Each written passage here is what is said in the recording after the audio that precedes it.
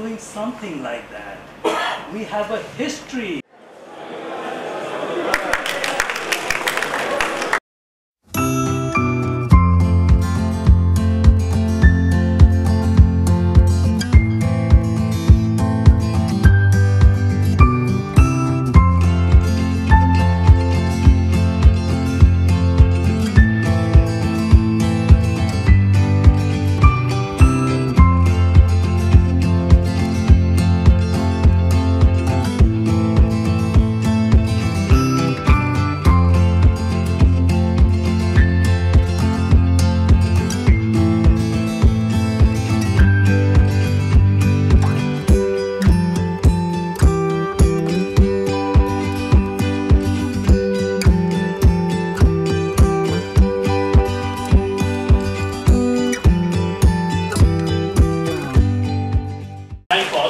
Especially our guests.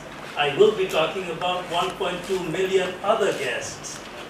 Guests, just to push the story, that you should consider your brethren and sisters in the next few years. They have nowhere else to go. Be very realistic, there's no repatriation. Let me turn to the two themes and take them in reverse order. Repatriation first. Why are they here?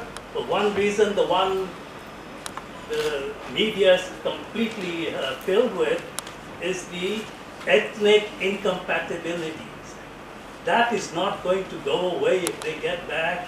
It has never gone away. We can forget about that. The other one would be a neoliberal eviction.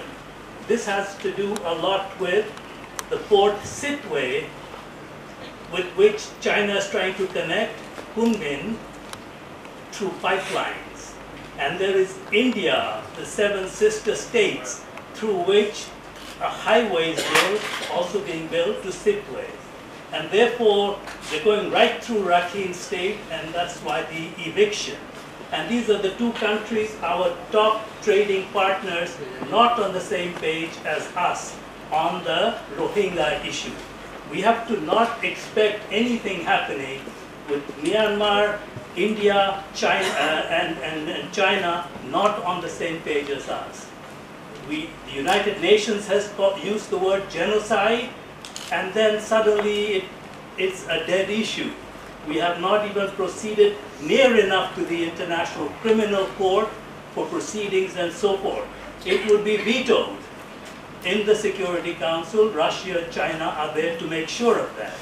So the chances of repatriation are absolutely minimal. People in Myanmar not even thinking about Rohingyas, they're more interested in next year's elections. And I think we should also learn something from that. What are the consequences for Bangladesh? Number one, as you can see, we are completely isolated in our own region.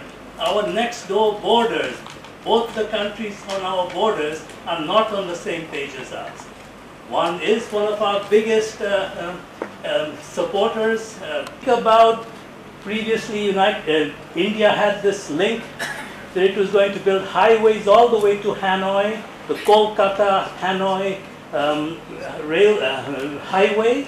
That is not going to be built. They're now building alternatives. One through Shilguri in the north, and we are doing something like that. We have a history that we should look back to before we make any decisions on the Rohingyas today. We cannot just push them back. That is completely unhuman. It is un-Islamic. We cannot do that. We have to embrace them. How can we do it? One way to do it is through maybe using RMG, ready-made garments in those camps. 1.2 million, mostly women, perfect audience for RMG factories. This is not a business proposal at all. First of all, it will help pay the costs. It will help them acclimate to our country, to be innovative. The second issue I want to get to here, the humanitarian issue, that is all based upon innovation. Innovation in the camps. RNG would be one. Jordan is doing it with some of its Syrian refugees. We should be doing it. It would open up the whole world and say, hey, look what the Bengalis are doing. instead of complaining and groaning and moaning about the refugees. That will not take us anywhere. Other great innovations they are making, I think you should read the newspapers. Some of these agencies are doing tremendous amount of work. The world's largest fecal sludge pool. It's like a lagoon, two big ones, and they're absorbing something like 60,000 liters every day that they're converting into some form of energy. And the person who does it, he also knows you only need 3 or 4 people to manage these, done by Oxfam and the UNHCR. And the person who does it is known as the King of Sheikh. And